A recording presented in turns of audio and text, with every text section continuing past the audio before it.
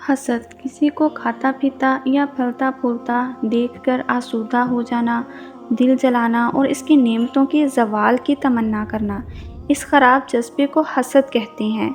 یہ بہت ہی خبیث عادت ہے اور نہایت ہی بری بلا ہے اور گناہ عظیم بھی ہے۔ حسد کرنے والے کی ساری زندگی جلن اور گھٹن کی آگ میں جلتی رہتی ہے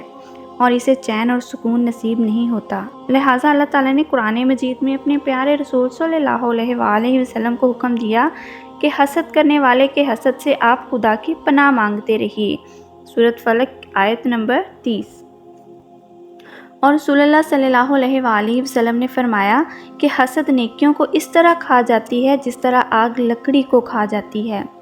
حضور اکرم صلی اللہ علیہ وآلہ وسلم نے یہ بھی فرمایا کہ تم لوگ ایک دوسرے پر حسد نہ کرو اور ایک دوسرے سے قطع تعلق نہ کرو اور ایک دوسرے سے بغض نہ رکھو، اور اے اللہ کے بندو تم آپس میں بھائی بھائی بن کر رہو۔ حسد اس لیے بہت بڑا گناہ ہے کہ حسد کرنے والا گویا اللہ تعالیٰ پر اعتراض کر رہا ہے کہ فلاں آدمی اس نعمت کے قابل نہیں تھا اور اس کو یہ نعمت کیوں دی ہے۔ اب تم خود ہی سمجھ لو کہ اللہ تعالیٰ پر کوئی اعتراض کرنا کتنا بڑا گناہ ہوگا۔ اب ہم جانتے ہیں کہ اس بیماری حسد کا علاج کیا ہے۔ حضرت امام غزالی رحمۃ اللہ علیہ نے فرمایا کہ حسد قلب کی بیماریوں میں سے ایک بہت بڑی بیماری ہے، اور اس کا علاج یہ ہے کہ حسد کرنے والا ٹھنڈے دل سے یہ سوچ لے کہ میرے حسد کرنے سے ہرگز کسی کی دولت اور نعمت برباد نہیں ہو سکتی،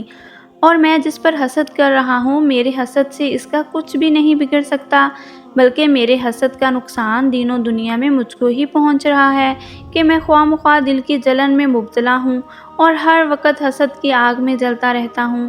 اور میری نیکیاں برباد ہو رہی ہیں، اور میں جس پر حسد کر رہا ہوں میری نیکیاں قیامت کے دن اس کو مل جائیں گی۔